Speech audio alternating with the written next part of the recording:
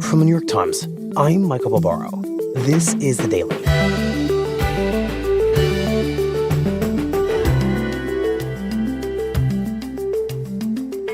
For decades, white South Africans ruled with an iron fist, overseeing the country's cruel system of racial oppression. So why is President Trump now welcoming them to the U.S. as victims? Today, John Eligon on how the MAGA movement became obsessed with Afrikaners.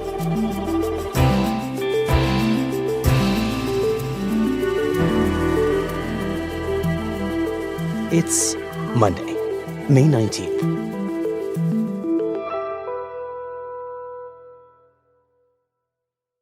John, welcome back to The Daily. Hi, good to be here. I don't know if you remember this, but the last time we spoke was 4 years ago, almost to the month, because in the middle of the interview, my wife began to give birth to our son. Oh, wow. She went into labor, and we did not finish the conversation. Oh, well, hopefully we don't have that problem again this time. No chance. So, on to the topic at hand. John, since taking office, the Trump administration has really systematically shut down the programs that designate and bring refugees into the United States from around the world. And then, a few days ago, the White House made a pretty big exception to that. But I want you to just start with the shutting down process for just a moment. Yeah, so essentially, when Trump came into office, we know he had this flurry of executive orders that he signed.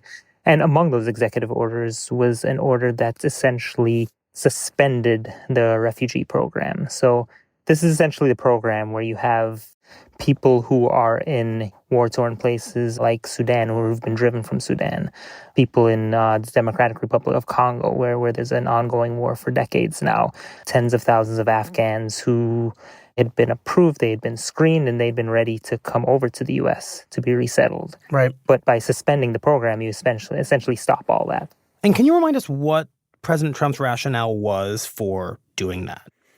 His broad rationale is that, hey, this is something that threatens the interests of the United States. So they've talked about how bringing in refugees who are not properly vetted for security reasons could come in and harm the country. And there's also been talk about economically what it could do to the country, that the country could be overburdened and overwhelmed with foreigners, and that can really hamper the country rather than help it.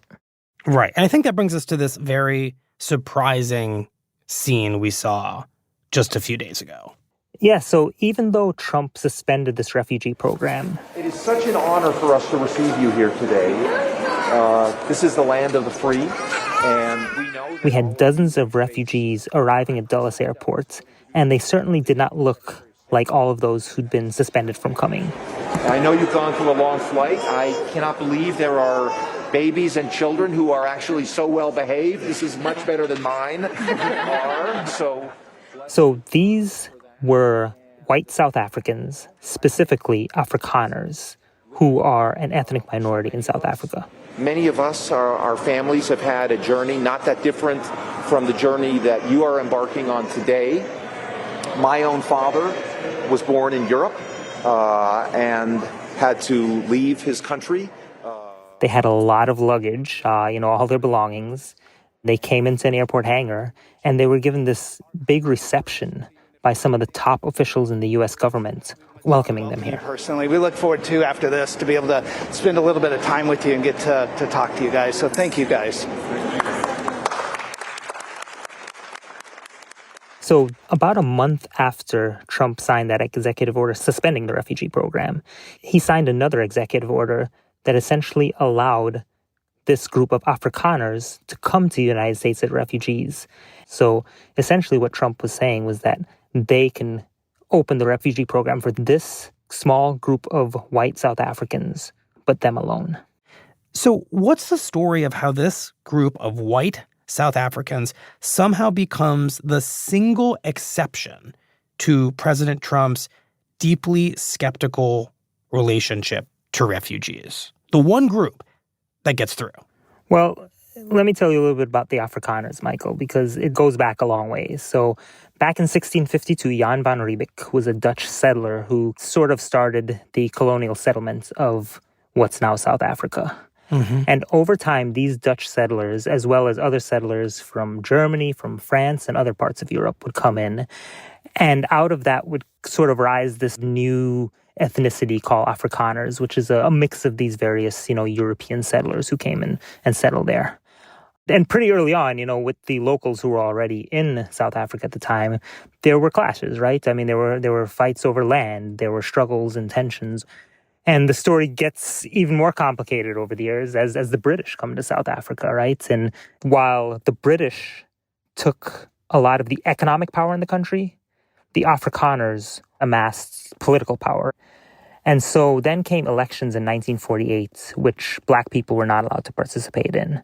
Mm-hmm. And in that election, an Afrikaner-led party won control of the government. And once they took power, they created a system that we all know today, that system of apartheid. So Afrikaners end up becoming the group that enforces the really brutal rules of segregation that come to define South Africa. Yes, Michael. So they essentially form this government that relegates Black South Africans, the majority population, to essentially subhuman status. They kick them off their land. They force them to live in these ramshackle townships that got no resources, oftentimes didn't have water or electricity or anything like that. Their movements, the movements of the Black majority, were very tightly controlled. They needed special passes if they wanted to go into cities or towns.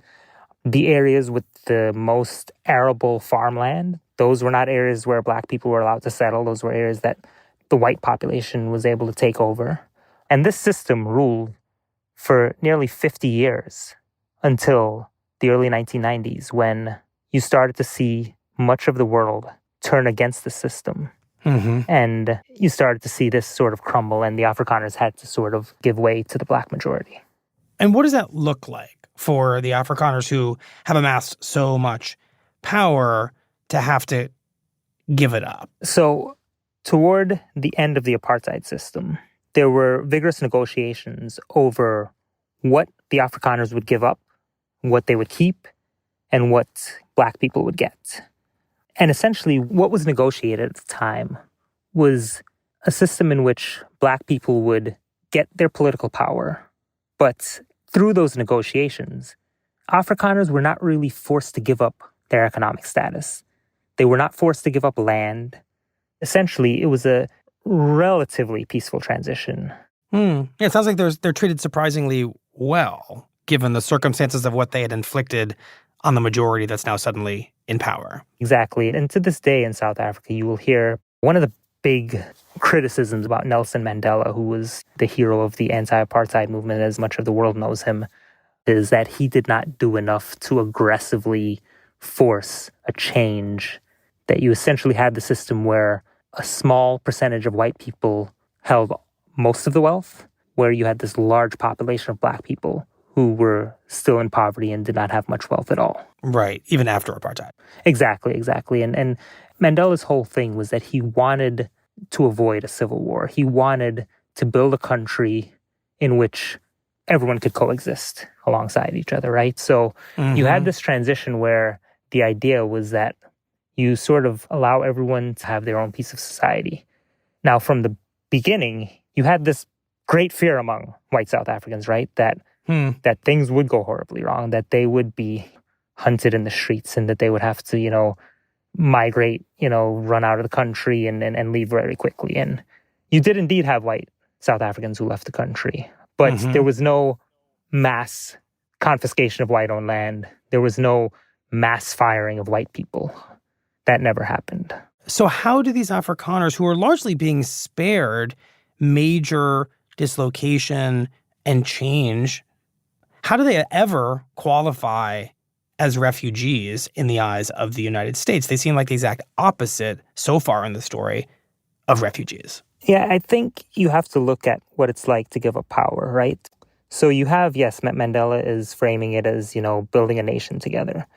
But part of that is having to do practical things in order to ensure that a population, the black majority, had access to opportunities that they didn't have before. So that meant looking at things like affirmative action to ensure that companies are hiring black people. Mm-hmm. And then there was, of course, the issue of land. And this is one in which the government tried to say to the white landowners who owned almost all of the land, hey, we'll pay you if you can give us some of that land so we can redistribute it to our black population, to people who've worked on the land and lived on the land for years but never got a chance to own it. So it was called a willing buyer, willing seller program. And how much do the Afrikaners end up being willing to sell the land? There was a degree of selling, but not nearly as much as I think the government wanted. And so you take that over time, and what you see is that there's these flashpoints happening around land. And what are some of those flashpoints? In the mid to late 90s, shortly after the end of apartheid, you start to see this uptick in murders on farms. And this is where we really see the foundations of this argument that Afrikaners are a persecuted people. 7 murders in the last decade in a radius of 30 kilometers, and the killings continue. In February, armed robbers stormed this farmhouse and opened fire. They want our guns, they want our money, and they want our land. What you had was essentially a lot of violence in the country as a whole. And as part of that violence, you had murders happening on farms. A lot of black South Africans have felt that the pace of change, the pace of ownership of land has not changed quickly enough. The white minority which took our land by force. You must say enough is enough. We are taking the future into our own hands. So there have been clashes over that, right? It was here that 3 of Bill Waller's attackers grew up and lived. It's a desperately poor community, dependent on the jobs provided by farmers.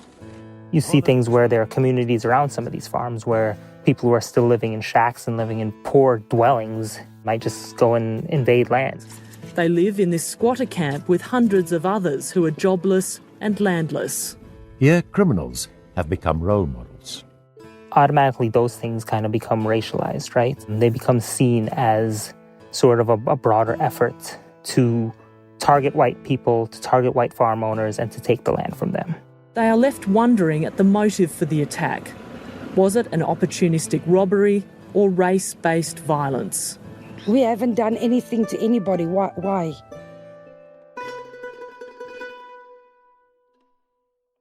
So you have this population that has just lost power, and they'd already been thinking that the black majority was going to come after them at the end of apartheid. But now you see this increase in violence on farms, and it's just like, for many Afrikaners, their worst fears coming true. But I think it's important to note that the police statistics show that there is not and has never been mass killings of white farmers. In fact, the farm murders account for only a very tiny percentage of the overall killings in South Africa. And on top of that, if you look at who is killed on farms, they tend to be farm workers or other people who are living there, and those people tend to be black. But even so, this fear had taken hold among Afrikaners. And this is when we really start seeing their journey toward identifying as a persecuted people begin to play out. And how does that get on the radar of Donald Trump? So over many years, you had Afrikaners who were going around the world and lobbying. They were writing reports, laying out, their calculations of how many people were getting killed on farms. They were creating lists of what they called, quote unquote, race laws, which are, laws that they felt were essentially discriminating against white people. And they got that message around to as many people as they could. And eventually they made their way to Washington, where in 2018, some prominent Afrikaner activists appeared on Tucker Carlson's show. Traditionally, a pretty useful gateway to Donald Trump's brain. Yeah, exactly. We've got an exclusive investigation for you tonight. The president of South Africa, Cyril Ramaphosa, has begun... Tucker Carlson essentially ran a segment saying Afrikaners are having their land taken, that they are victims of reverse discrimination. I thought the whole point of the new South Africa, and the reason the rest of us were excited to see it in 1994 take shape, is because it rejected racial discrimination. And yet the government is now embracing it, or am I missing something? And that they are the ones who are being persecuted. How should the U.S. administration respond to this human rights tragedy that we're watching unfold? The administration needs to make it very clear that it is both immoral, because it targets a specific group of people, and I thought we were beyond that. And sure enough, just hours after Tucker ran that program on his Fox News show, President Trump tweeted about Afrikaners. And in his tweet, he said he was ordering the then Secretary of State Mike Pompeo to investigate the mass killings of Afrikaners and the seizure of their land. So these were sort of the two big talking points that had formed the basis of Afrikaner lobbying to say we're a persecuted people, that we're getting killed on our land and we're getting it taken away from us. And now suddenly the most powerful man in the world was endorsing those two theories. And if you think about it, this is the perfect thing to capture Trump's eye. Because if we look at his ascendancy to the presidency, part of his whole pitch was to be this president who would ensure that the forgotten white man would be taken care of, right? That we would fight back against sort of this demographic shift, these demographic changes, these brown people coming into our country and invading our borders. And so Trump's presidency and his whole political identity has always had an element that has really spoken to the folks all around the world who embrace these sort of theories, these feelings that white people are under threat. And so here he had an example. South Africa could now be the example that he points to and says, like, this is what could come for us here in America.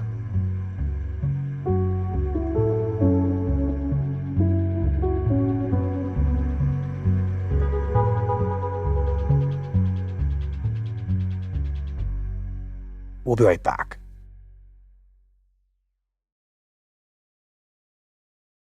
John, once Donald Trump picks up on the story of the Afrikaners, and once he begins to see them as a potential cautionary tale for white people in the United States, what does he end up doing about it?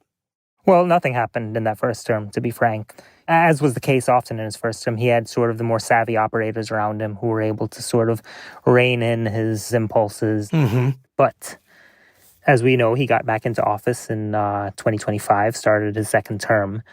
And shortly after he came into office, the president of South Africa, he signed into law a bill that would essentially allow the government to take privately held land without providing compensation to the owners. Mm-hmm.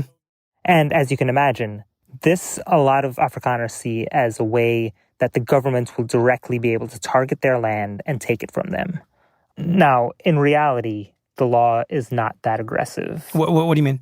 It's meant for the government to take land in the public interest. So one government minister said it was akin to eminent domain in the U.S. And most legal experts say that this would be very rare that they would take without compensation. It would most likely be in cases where there's land just sitting there in disrepair, where the owner's not doing anything to take care of it. The owner's abandoned it, and it's just, lying fallow, right? They'd say that's sort of the most sensible case in which it would happen, and that this would not be something that would be used to go after Afrikaners and push them off their land and get black people land ownership. But Mr. President. When Trump hears about this law, he talks about it in ways that don't have any of that nuance. Terrible things are happening in South Africa. He talks to reporters saying that in South Africa they're doing terrible things. They're taking away land, they're confiscating land, and actually they're doing things that are perhaps far worse than that. And those statements just really send the whole Trump orbit into overdrive against South Africa. South Africa is a deeply corrupt, criminality-filled state. The country seems to be falling apart. And then President Trump in the past month has basically said the same thing. And it's shocking to a lot of people, I think, how bad it is and how racist it is. South Africa's President Cyril Ramaphosa has had a chat with Elon Musk. The billionaire who was born and brought up there accused South Africa of having openly racist ownership laws. Elon Musk, who's one of Trump's close advisors, who is from South Africa, you have him posting on social media about this land law and then asking the government openly, like, why do you have racist laws? The new Secretary of State, Marco Rubio, writing on X, South Africa is doing very bad things. Marco Rubio, the Secretary of State, turning down an invitation to go to a G20 meeting in South Africa, citing this law. Wow. And then it ultimately sort of peaks in this moment in February. An order slashing aid to South Africa and directing his administration to develop a plan for resettlement. Where you had Trump issue an executive order that cut all aid that the U.S. was giving to South Africa. Wow. And then he said he was offering refugee status to Afrikaners. And he cites this land law as one of the reasons. And in his executive order, he says that the land law, quote, follows countless government policies designed to dismantle equal opportunity in employment, education, and business, and hateful rhetoric and government actions fueling disproportionate violence against racially disfavored landowners. By which he means white Afrikaners. They happen to be white, but whether they're white or black makes no difference to me. But white farmers are being brutally killed and their land is being confiscated in South Africa. He also calls them the victims of, quote, unjust racial discrimination. So what this does is essentially it opens up a pathway now for refugee status for someone to come to the U.S. as refugees. And in this case, it's specifically Afrikaners who can come to the U.S. as refugees.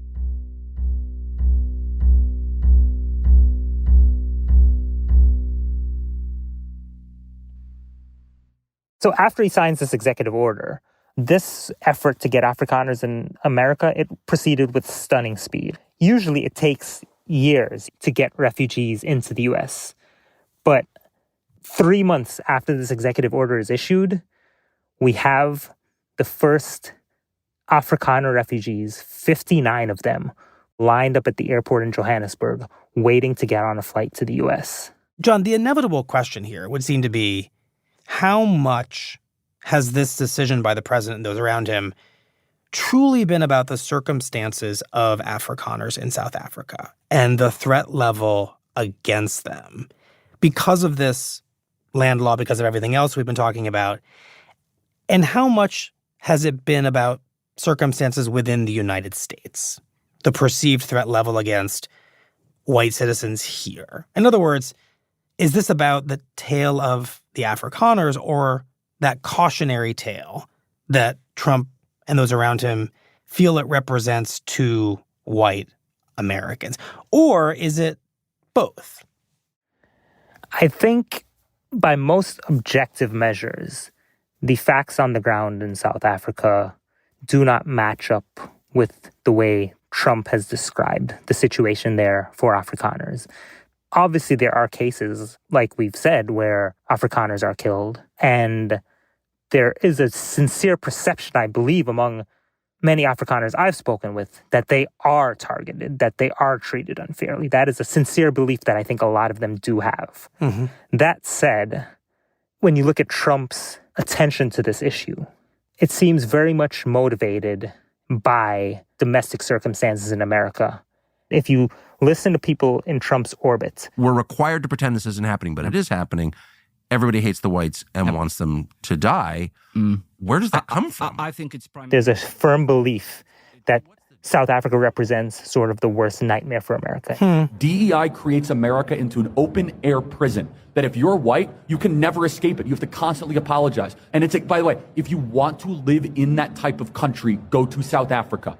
Many of them will point to South Africa and say South Africa is the example of what America will become if we allow these diversity, equity, and inclusion policies to just run rampant. To go down this immoral path will inevitably end you in a place where they're not yet arrived in South Africa, but they're well on their way. And that path ultimately is a path of grotesque, genocidal violence.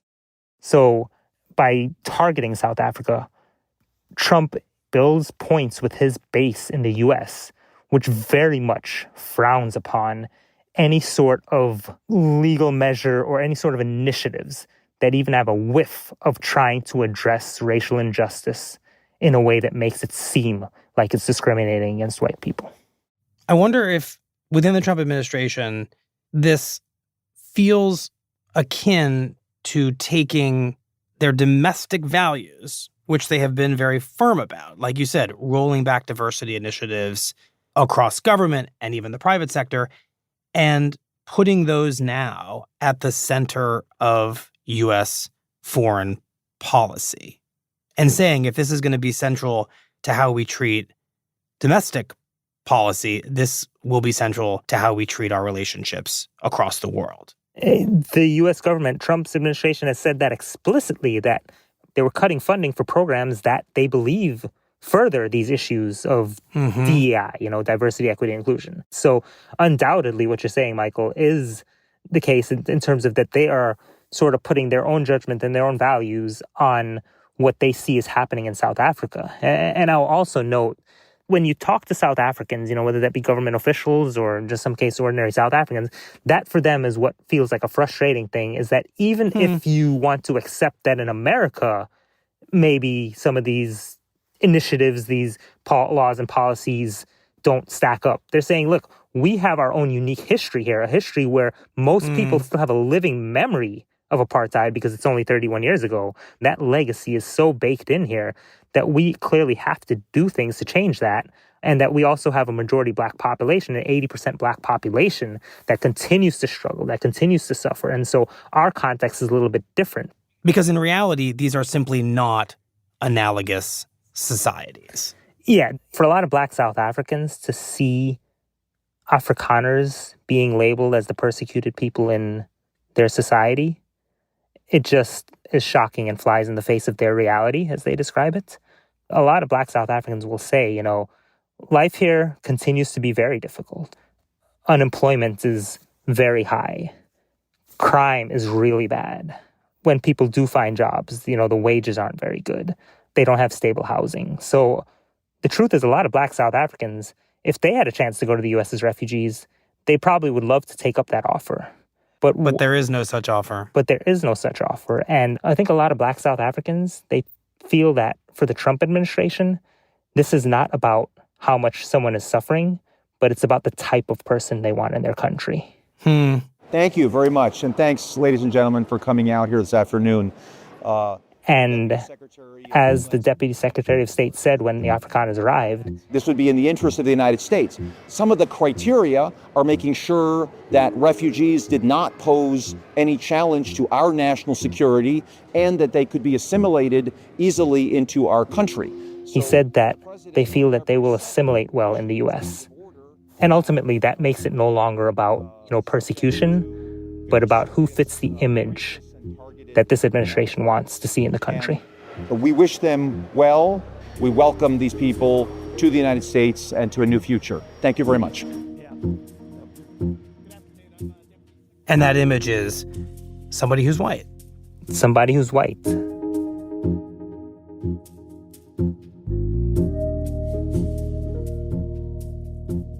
Well, John, thank you very much. Thank you, Michael. We'll be right back.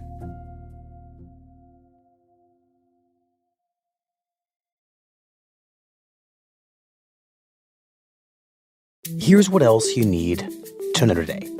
On Sunday, Israel began extensive ground operations in Gaza involving tens of thousands of soldiers. Officials said the operation has multiple objectives: to force Hamas to release the dozens of Israeli hostages that it still holds, to pressure the group into a new ceasefire, or to force it to finally surrender. Israeli officials said that the new campaign will be carried out gradually in stages, and that it could be stopped at any moment if a deal is reached with Hamas. And former President Joe Biden has been diagnosed with metastatic prostate cancer. an aggressive form of the disease that has now spread to his bones. But Biden's doctors said that they believed, for now, that his cancer could be effectively managed. Today's episode was produced by Nina Feldman, Mary Wilson, Shannon Lynn, and Sydney Harper. It was edited by MJ Davis Lynn and Lexi Diao. Contains original music by Alicia Itube, Rowie Nemisto, Marian Lozano, and Pat McCusker, and was engineered by Chris Wood. Our theme music is by Jim Brunberg and Ben Landsberg of Wonderly.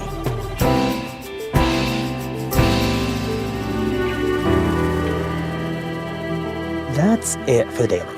I'm Michael Barbaro. See you tomorrow.